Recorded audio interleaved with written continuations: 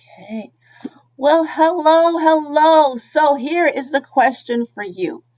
Do you want to have an Instagram feed that builds your brand and attracts your clients and stops them in their tracks and like have them go, wow? Well, you'll want to watch today's Supercharged Sunday with my extra special guest, Sammie Byrne, who will tell you how to do just that. Welcome, Sammie. Thank you so much for having me. Yes, it's great to have you all the way from Nottinghamshire in the Yes. UK. Exactly. So, again, everyone, my name is Emily McHugh, your Supercharged host, and we're so happy to have you here each week on Supercharged Sunday. And today it's all about Instagram, how to design and create a wonderful Instagram feed that builds your brand, a brand building in Instagram.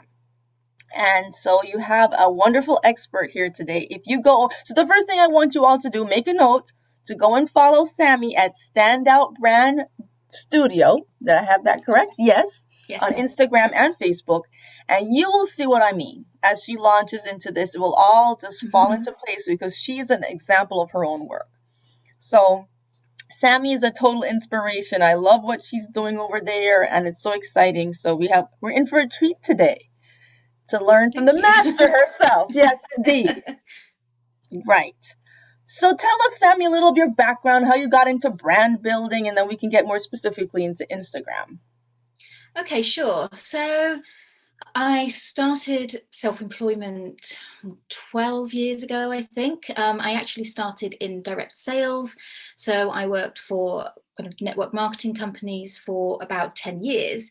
And the way I kind of fell into design work is actually my husband used to do design work and he's now a photographer. So he taught me quite a few things back at the beginning of my journey. But um, when I started in network marketing, I didn't want to do everything that I was being told was the way that I had to do it. I'm a bit of an introvert. I was really, really shy when I first started doing this job. And actually, I worked for a company that was a little bit adult of nature. So even more surprising, really, that I was a kind of real shy introvert. But I didn't, and this kind of extends to now, I never want to play by the rules as such. So I was being told that I needed to go and knock on people's doors, try and get people to book parties with me, go and stand in the street and hand out flyers and things like that. Not my cup of tea whatsoever. And it was around the time when kind of Facebook was really becoming popular. So I started using Facebook to advertise my parties. So I used social media to do all that, which was kind of against the grain of what other people were doing because everyone was so used to doing this Mhm. face-to-face networking thing because it was before social media was a big thing. Yeah. So I started to create things like posters and graphics to put on social media. I would book events in the local pubs and we'd create posters, creating my own website and things like that. And then in the end, people started asking me if I could do the same for them. So people that were in my direct sales team would ask me, and then that kind of extended a little bit further. And I left that company and I went on to do various, the same kind of thing in other companies. And in the end, I wanted to do something more from home that was less like on my phone all the time, trying to do all the kind of hustle thing. It's not really my cup of tea. So I Right. started creating logos for people and charging very, very little amount of money for them. And that just kind of then built and built and built, increased my prices. Eventually I was kind of fully booked design work. Then I had a baby, and then I started to find it a little bit harder to concentrate on things, but it was great because I could be at home. Mhm. And it was then when we moved to a completely different area, so I left my part-time job, that I thought, what if I just tried to do this? And that was in 2018. So I went full-time doing branding work for other people. And then in 2020, when the pandemic hit, and my little one had just been in school a few months, suddenly she was at home, and I was really struggling then to kind of do all of the technical stuff, that required lots of concentration, and you to not have a 4-year-old 3-year-old climbing Sure. on you, so I kind of transitioned my business then into less bespoke design work, into more teaching some things, and then that's kind of fizzled out of me doing. I don't do any real bespoke work anymore, and it's all about showing people how they can create brands themselves, how they can take maybe what a designer has done for them and apply it to their social media to create content that goes alongside their logo and all of the other bits and bobs that they've been given, so that they can kind of really build up a cohesive look for themselves, but also some of the kind of strategy behind a brand, because there's a difference between branding, like the visual branding, and then a brand, which is kind of more of the experience of what, you know, your customer feels, all the kind of elements that go up to making your business. So I kind of teach on all of that now, and it's great. I love doing all the visual side of things, the creative side, and I can kind of then do it in my own time without being tied to people's design deadlines. So you've done the ultimate pivot, Sammie, or you really have evolved with your business over time to adjust to your needs, your lifestyle needs, and also the needs of the customers, both concurrently. And that's a wonderful thing to be able to do, because many times there's that tension between one or the other, but being able to do both and do them both successfully is really very encouraging to see that. And I think that's important, to try and evolve with what other people need, and just with the kind of world and different social medias that pop up, you know, you do have to kind of adapt what you're doing. So back to when, you know, I was starting in direct sales, all those people that wouldn't touch social media at that point, obviously now they probably wouldn't be able to run their business just based on knocking on people's doors or things like that. You know, you've got to get on board with different things and test out what works for you and your audience, and just kind of evolve things. Right, because it's like you're somewhat of an early adapter, because you started to see the potential of using the social media to reach more people more quickly than, again, one by one in the street. So now social media in general, now specifically Instagram, you said you started in Facebook, so now Instagram. And how did you find, so your transition, I know you're still on Facebook, obviously, but transitioning to a focus on Instagram, what was it about Instagram that said, okay, let me focus on this as my next marketing frontier? Well, firstly, I'll say I'm not an Instagram expert, so I don't want anyone to Yes, think that Instagram is I can work out how to create your brand on Instagram, but some of the kind That's of what we're Instagram, talking when we're about. talking about analytics and all of that. Right, there are many dimensions. Absolutely. So I don't want to make myself be the Instagram expert, but totally I do love to use Instagram. And the reason I kind of enjoy it so much is because it's visual. You know, obviously it goes hand in hand with what I do and what I want to create. And you can't post on Instagram without a visual of some kind. You can't just put up a status like you can on Twitter. You know, you've got to have an accompanying image or a video. So what I love to do is figure out how people can make that visual stop people scrolling, because obviously it's such a busy platform. You can't just, you know, obviously if you're not a business and you're not trying to attract new people, you can put what you like. But if you're trying to appeal to people and get them into your world, you need to put up something that kind of grabs their attention. And the visuals is the first way really that you'll do that. Because if people land on your account, all they see is your photos, your grid. So those visuals need to draw them in to want to know more. Absolutely. And today, again, with our topic being specifically like supercharging your Instagram strategies and tools to build a brand on Instagram, it's first of all having that strategy, knowing what you're going to do with the platform or what you want to achieve as a goal, and then you build your brand to achieve it, as opposed to randomly doing things and hoping for the best. So it's a whole different approach, which is really very critical for our entrepreneurs and small business owners to understand. It's really a holistic approach. And that's what is so exciting to me about what you've done. And I know that you just recently launched your standout brand account on Instagram. But what you've been able to do, you've launched it with that strategy, hitting the ground running day one. So let's talk about how you did that, and the tools and the strategy that you've used to grow your own brand online. Okay, yeah. So I've been on Instagram a while, you know, various different things, various different accounts. And actually I had a kind of more personal brand account. So that one still does exist. But I realized that I wanted to run my business under an actual brand name. And that's a whole different kind of strategy in itself as to whether you go down the route of having a personal brand. It's all about you. And especially when you are an educator or a coach or something, that normally does feel like the best way to do it. But for me, I wanted something where I actually had a brand name. I actually kind of wanted to maybe it be less about me, which is funny because since I've launched it, I've actually probably been on there more as me, reels, of my face and videos on stories and things like that, which is a bit kind of the opposite of what I had planned to do. But I wanted to have something that had an actual brand name, and I wanted the Standout Brand Studio to feel more like a brand.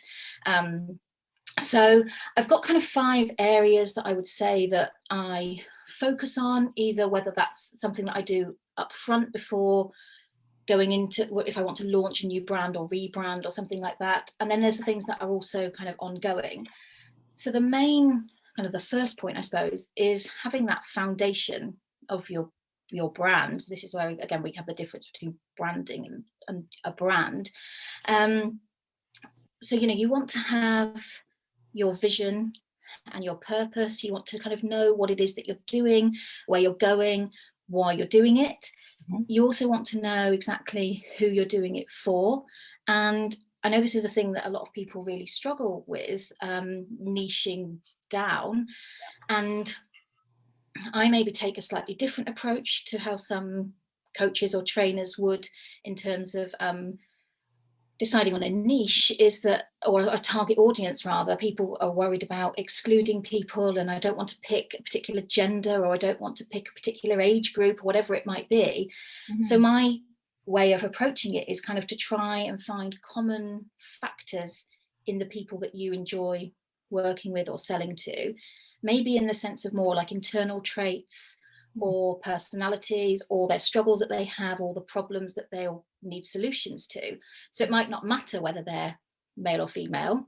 It might not matter whether they're 18 or 80, but it might matter that they all have this particular, I don't know, whether lifestyle or particular type of person, like let's say like an introverted entrepreneur.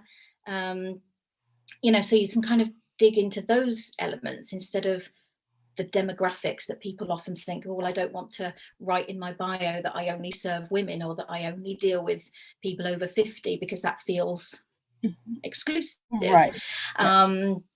So yeah, by knowing kind of the type of person you want to attract, you can kind of call those people out on Instagram and say, do you suffer with this problem, or do you feel like this is happening in your life?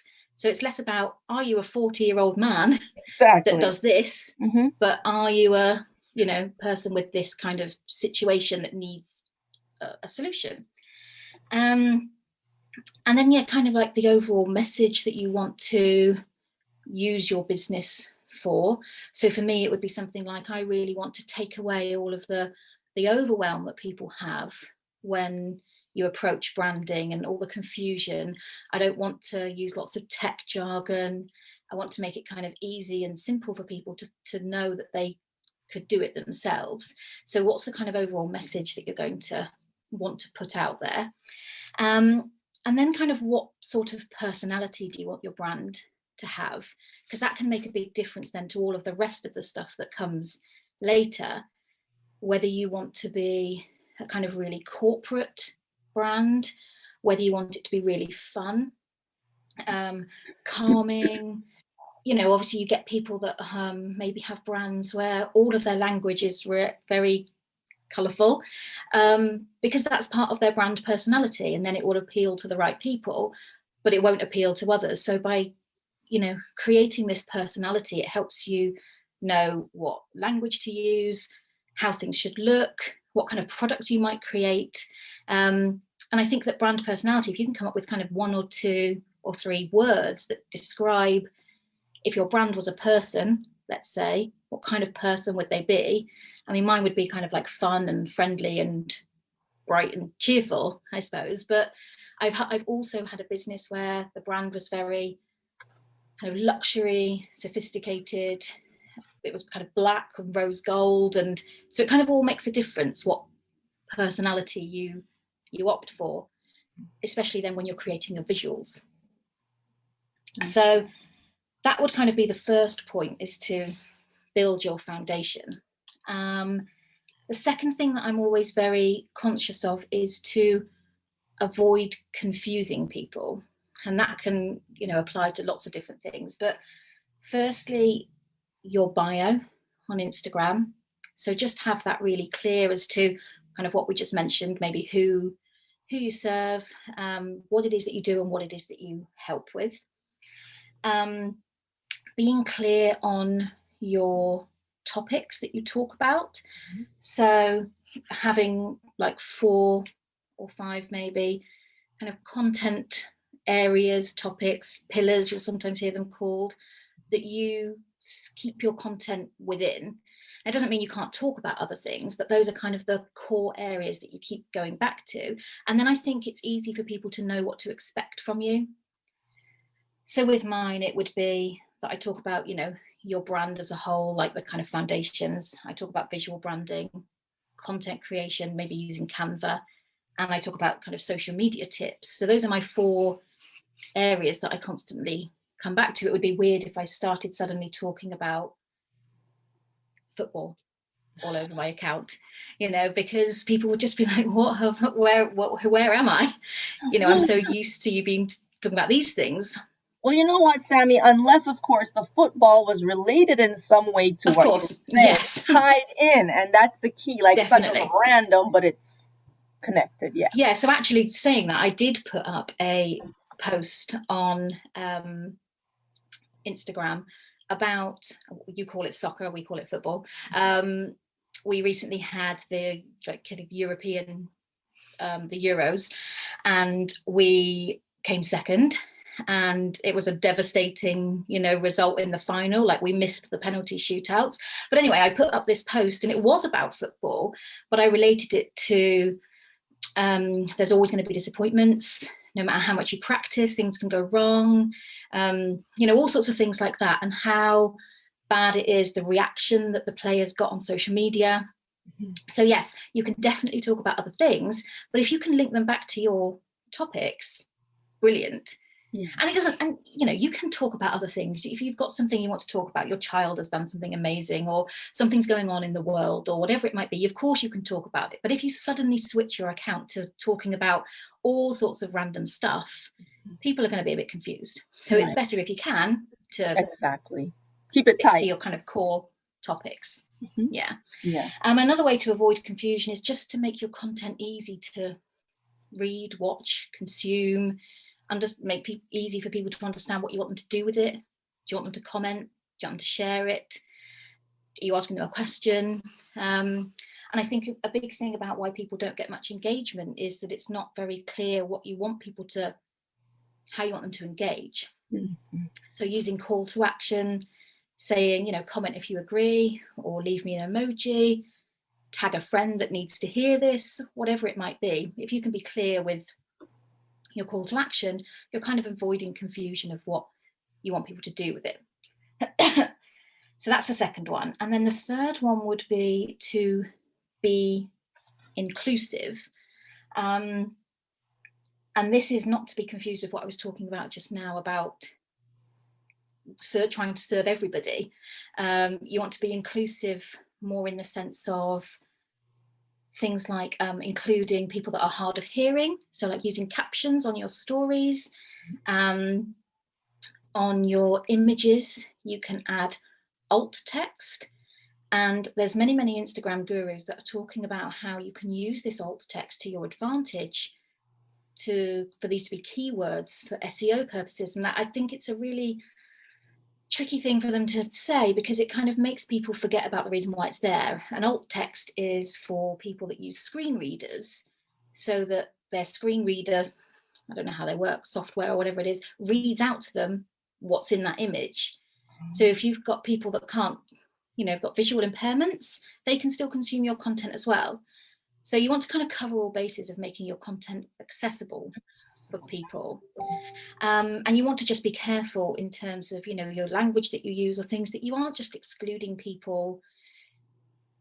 There's so many different areas that you need to be inclusive, whether it's to do with race or sexuality or religion or what politics, and things like that. So you just want to be careful not to kind of exclude people. And that's sometimes where the whole niche thing can get a bit funny. Whereas, like I said, if you want to say, I only deal with women, I only deal with people of this age, are you opening yourself up for discrimination? You know, have a think. It's worth thinking about. Right. And you know what, Sammie, if I could just add on that, it's also important that people be true to themselves as well, because I find today, especially with all kinds of things happening socially in the world, people try to align themselves with one thing or another that they don't personally believe it. But because it's popular or everyone else is doing it or all the other brands are doing it, they feel like they should jump on a bandwagon. And I don't think that is true to your own integrity of what you stand for, if it's something you don't agree with or necessarily aligns with your brand, you know? Yeah, absolutely. And I do think that a lot of, and then you can get the opposite where people will shy away from Exactly. standing up for things that they do They believe should, in right? for the concerns that they might offend somebody. And I think Absolutely. that there's actually, I did a podcast Good episode point. on it. I'll find that, where I talked about how you can still use controversial content in a way that doesn't offend people, but still shows what you believe in and what you stand for. But yeah, you want to be careful, you know, just in your day-to-day posts, that you're just kind of not accidentally Right. excluding people. You want to make sure your content is inclusive as much as you can for people that have different abilities or different disabilities, to be able to still watch, read, whatever it might be. And that also reinforces the fact that you're aware and in tune with your customer, that you realize they have these needs and you've addressed them. So that makes you more in touch with them. So what's the name of your podcast before we forget to mention Well, that? actually, in the process of me having just launched the Standout Brand Studio Instagram, I'm rebranding the podcast too. And next Thursday, the 9th of September, that's when my new show will start, which is called Brand Chat. So it'll have all sorts of things on it, like branding tips, social media tips, but also talk with people that are building great brands or doing great things with their businesses, and some other experts as well. So I'm going to definitely talk about content and being controversial or not being, but still standing up for what you believe in. Right. I think it stemmed from, I was talking about Harry and Meghan and all of the, controversy surrounding them, and things like that. So there's so much going on in the world that we could comment on, and you have to know kind of when to and when not to, and that will be an excellent theme for sure. I look forward to listening into that. Absolutely. So number 4 then is to add value, and you basically want to be giving your audience what they want. And sometimes this can be down to testing different things, knowing what your audience respond to. Some people respond really well to video content, other people won't. Some will like it when you are funny, some won't.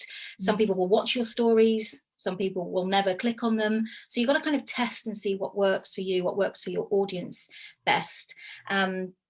But you kind of always want to be adding value and giving them the things that they want to know about. And I think that by listening, you can learn a lot. A lot of people say, you should listen more than you should talk. And I find that by asking a lot of questions, you can understand what people want to know, and you can have that shape your future content then. So it's a really great way of kind of coming up with content ideas. But, Instagram gives us some great features that we can use. One of them being the questions sticker on your stories. So I'm all about kind of finding creative ways to use your stories, and how to, again, make them kind of stand out rather than just talking at the camera all the time, or just photos all the time, and kind of mixing it up. But using the question sticker means that you can say to people, do you have any questions for me about such and such? I'll answer them all tomorrow. And whatever they ask, you can go ahead and answer it, on your stories. But that's a great thing for you to note down, because that could form a whole blog post, a whole podcast episode, a whole video further down the line. You could answer it in just one sentence on your story, but then you could go so much deeper. But if you see questions pop up a lot, then that that's something that people want to want to know about. So for me, I'm always asked about how to do certain things on Reels. Mm-hmm. So obviously I know then that people want tips on how to do Reels because it's so popular now. So I'd need to create some more content around how to use those. But if you also want to know what people are interested in knowing in regards to your niche, then a website called answerthepublic.com, where you can put keywords in that relate to your topics. It will show you what's being searched for. Even if you just go to Google, you can just type in, like if I was to type in something like, how do I create Instagram highlight icons, for example, if I was to Google that, then at the bottom you have like other searches that people have searched for that are similar to that. So you can then note down all of those. And again, those can form prompts for posts, for videos, for podcasts, for anything. So before you know it, you've got so many different content ideas just from seeing what people are asking Google or asking you on stories, or even in other Facebook groups or something like that. What are people asking relating to your topic? Even if they haven't asked you, note down the question and then just use it for the basis of content in the future. Excellent. Which I think is really an easy way, kind of lazy way to create content. But I'm all about, make it as easy as possible, which kind of leads into my last one, number 5, which is to just kind of simplify things as much as you can for yourself. So especially if you're launching a new brand or you're rebranding, or you want to get a lot of content out there quickly, let's say, because you feel like by rebranding or by launching, if people are coming to you and there's nothing for them to see, sometimes you feel like I need to get a lot of content on there quickly. So use these kind of simplifying methods. And firstly, I would say use templates for things. So whether that's the way you write your posts or specifically Canva, templates. But what we were talking about earlier as well is there is a danger sometimes of making everything look too much the same, or being too concerned about the visuals. And that sounds odd coming from me because I'm all about the visuals. But sometimes you can overdo it. So when I say templates, I wouldn't just take one template and think, okay, great, I love that, I'm going to use that for the next 30 posts. Because then your Instagram does the opposite and it just becomes a sea of the same thing. People would land on your account and be like, oh, it looks all exactly the same. Off I go again. I can't be bothered to try and filter that out. Mm-hmm. So you want, when I say template, 5, 10, something like that, that you kind of use consistently. So I have one template that I use as my Reels cover image when I'm doing my how to get creative in your Facebook stories Reels. So I just use that same template just on those Reels, so that if people were looking through, they could easily identify those. But it could be that you use the same template every time you put a quote up, or every time you put a testimonial up, or every time you put a podcast episode up, you use the same template. So you're still varying them between the different types of content, but you're still creating some kind of consistency and also making it easier for yourself, because you just have to swap out the photo and change the text. No, those are great tips. Those are really great tips. And they are also time-saving tips as well. Well, that's what I'm all about. I don't have the time to, create lots of things. And I think that, if you can schedule stuff, then brilliant. There's a couple of scheduling tools that I really like, which, funnily enough, I don't schedule my content, but I still really like these scheduling tools. And I'll tell you why. So the first one is called Planoly. So Planoly. And the reason I like that is because you can upload lots of images. You can see your current Instagram grid. You can upload all these images and then you can move them around. So you can then decide what order you want to post them in.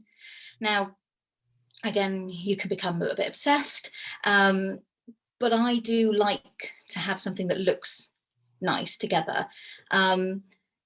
I don't recommend using grid patterns. So where like you do checkerboard, like kind of one photo, one quote, one photo, one quote. It's just restrictive. It's really hard to maintain. I used to do it. It's more time consuming actually, because you think, well, I can't post that now because I need to post this next to keep the pattern. So I use Planoly to organize my images just so that I kind of like the overall look. And then they've got an app, which means that I can already have the captions stored in with the photo. And then on the day, I can then just go in and just post. I schedule it for like 2 minutes from now. So I don't schedule it like fun, because I'm not very good at thinking what I want to say in the future. I'm very much kind of what's happening now, what do I need to react to now? So planning is not my forte. I have all these kind of strategy things that I kind of stick to, but actually planning is not my strong point. So I like Planoly for the visual side. And then the other one is called Postoplan. So Postoplan. And that one you can schedule from, but you can schedule to all sorts of different things like Facebook groups, which most schedulers don't do, WhatsApp, Telegram, if you're on there. You can even schedule WordPress posts from it. And it also has a calendar with a few content ideas in it, like kind of national days and things like that. So you can get some ideas of what to post on certain days. So that's a really, really great one. And it's really kind of cost effective on the basis that it schedules so many different platforms. And you can schedule multiple different accounts as well. So if you had like 4 different Instagram accounts, you could have them all connected, which again is kind of unheard of. So I really like those two for scheduling. And then kind of my last tip under simplifying is to repurpose your content. So you do something like a live video, a podcast episode, a blog post, and you take it and you cut it up, or you transcribe certain parts of it and use it on graphics, or you transcribe a bit of a video and then send it in an email, or you take a blog post and you make a slideshow out of certain parts of it, or something like that. So kind of taking a piece of content that you've spent a lot of time creating and turning it into other things to just save you time and save you having to think as well. You've got a piece of content that, you could take this video now and create all sorts of different graphics with tiny little snippets of tips on, or cut little parts of the video out and make them just into one social media post. There's a lot you can do with all your content, really. So, Sammie, with all that being said, how do then we the time to do it? So, making the time throughout the week. You're a busy mom with a busy life. How do you? And well, obviously this is what you do as well. But yeah, what tips do you have for us to carve out that time to do this? So I think if you can batch create things where possible, that then helps you to stay sane, do it faster, create more in less time, really. So yesterday I had a couple of hours free, and I wanted to make a reel about a particular thing. And I thought, well, while I'm here, there's no point just making that one reel and then in 2 days' time thinking, oh, now I need to make another reel. I just recorded loads of little parts of the reels while I was there, whilst I looked vaguely presentable and had an empty house, so as much as you can do in one go. And you could do the recording parts, and then on another day you go back and you add the text boxes that pop up, and then on another day you go back and you write all the captions. So it might take you over the span of the week to have created, I don't know, like 10 reels, for example, but you've done it in little chunks instead of one day creating the whole thing from start to finish. So I think that's a really good tip for any content that you create. In my back office of the back end of my website, I have lots of blog post drafts, and they're just the titles. So when a title comes to me, I create a blog post with just the title on it. And then if I suddenly think, oh, I really need to talk about that in that blog post, I'll go in and just write that paragraph. So then once I've kind of written lots of bits like that, I would then maybe spend another day just going through and sourcing all the images that I want to use in my blog posts. So trying to do the same task repetitively on lots of different pieces of content would kind of make it easier. But I suppose really it probably does come down to scheduling your content, which is the one thing that I don't do. So that's probably, if I think now I need to get faster with my content creating, it probably is the scheduling side. So knowing what you want to talk about before you want to talk about it, which Okay. go on. No, you finish. Which I think if you kind of know what you want to focus on for a month, so at the beginning of the month, if like I thought to myself, right, I've got my podcast launching next week, it kind of then gives you a guide as to what you want to talk about a lot, you know. So whether I talk about the episode that's going to be coming up, or whether I just talk about the launch in general, whether I try to get people on my email list, you know, because they're on like a wait list to find out more about the podcast, or I can post about being a guest on the podcast. So the fact that that's launching next week actually gives me a lot of content to talk about. So I think by having a particular focus for a month, let's say, or a week, kind of gives you lots to talk about very easily, quick stories. But the more quick content that you can create, I think the better. Quick stories, put a quick graphic together, and then maybe a longer caption that you've written a while ago, or a bit that you're just copying and pasting out of a blog post. So it's kind of this repurposing, reusing, recycling. Don't waste something that you've spent 2 hours creating and only posting it that one time, because people don't see things. People they're not online at the same time. They just kind of missed it, the algorithm, whatever it might be. Put it in different places, in different formats, and you're kind of covering a lot of bases then. And you're kind of staying on your topics, you're staying on brand, you're kind of building that overall thing that makes people want to kind of keep following you and keep checking out what you're doing. Right. Now, do you do most of your content creation in Canva, on the Canva app? By chance? Yes? Yeah. Everything. So everything. So that's another really important app that for people who are not familiar with it, Canva, Canva.com. It is like my favorite app in the entire world. I didn't even mention it. Sorry. Yeah, it's like a given that's what I use, because right. It's so natural, like using a pen. So it's like my backdrop is Canva. It's all about Canva, and so it's a wonderful graphic design tool that can really spark a lot of imagination and creativity. So how do you, and now you can also start scheduling in Canva as well. You can, so, you know, it's constantly adding functionality in there. So I haven't tested that yet. I do need to, but I had a bit of trouble because I've had so many different Instagram accounts and Facebook accounts over the years. It's got confused and it doesn't know where it wants to schedule it to. So here's a little pro tip, because I had that issue as well. I had it going to one thing versus another, and I wasn't able to do it. So I was able to reach out to Canva tech support, and they were very responsive and gave me the sequence I needed to follow and got everything in order. So they're very good. Definitely, they'll straighten out any of those little glitches for sure. So Sammie, as we kind of wrap up things, how would you just kind of walk through a workflow for someone who is starting, who might not even be familiar with all these tools, or not all that maybe familiar with Canva, or just basically, and they're a little intimidated by the fact that there's so many I've talked about a lot, Instagram feeds, and when they see yours, they're beautiful, they're fun, and they're like, how can I ever do that? You know, what would you say to that person as a simple workflow to get them going? Okay, so I would start by knowing exactly what it is that you're offering and who you want to target, because based on those different types of people, that can really make a difference to what kind of look you want to go for. My content would not attract business owners who are like corporate, sat in a boardroom, you know, like boring big firms. Boring people.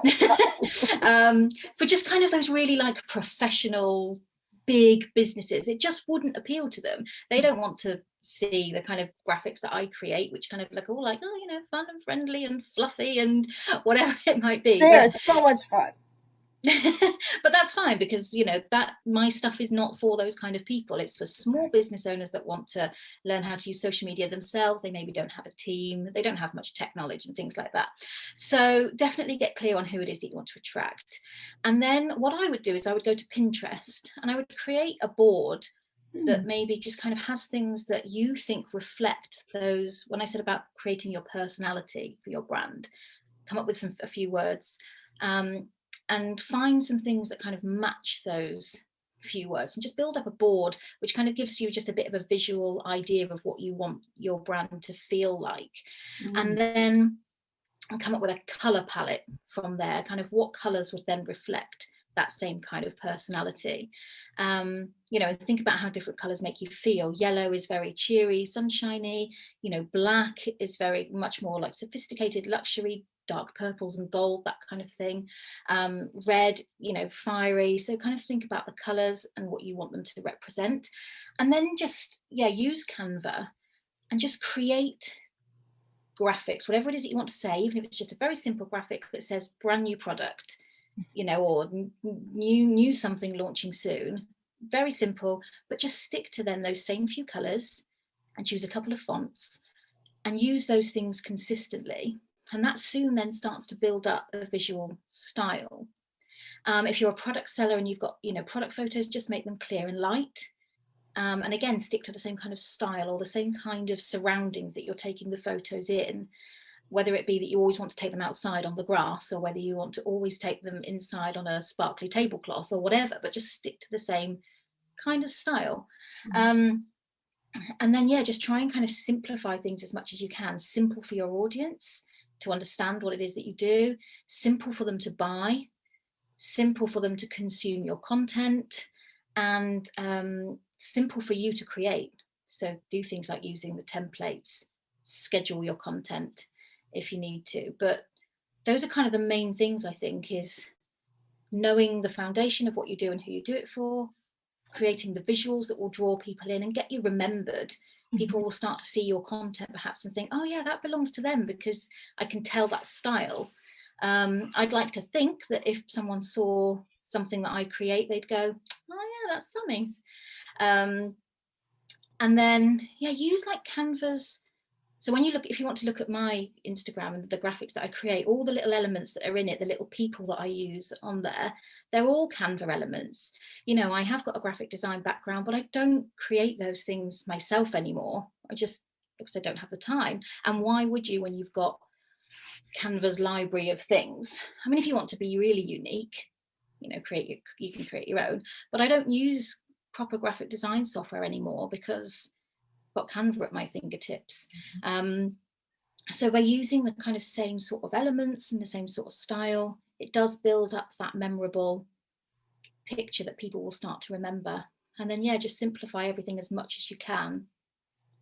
Wow, this is so inspiring, Sammie. You certainly did answer the question about the strategies and tools to build a brand on Instagram and the key things to think about to get started. And if you're already farther along, to kind of like a checklist of things to make sure that you're doing.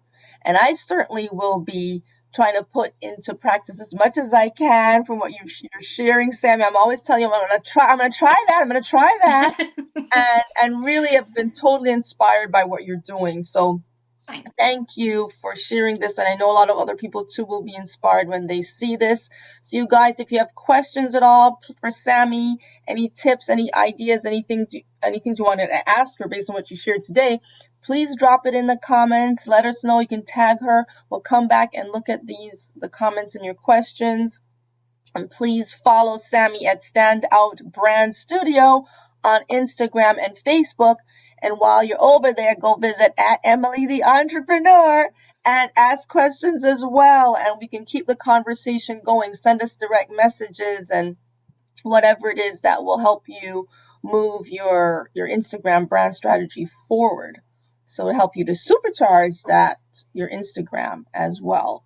And so, and of course, if you're watching this on YouTube, make sure to like, comment, subscribe, and share so you do not miss these amazing insights with these wonderful experts coming on here, sharing their expertise and their wisdom that can help us all with our businesses. So, Sammie, thanks again. Any parting words as we say goodbye to our interworld here?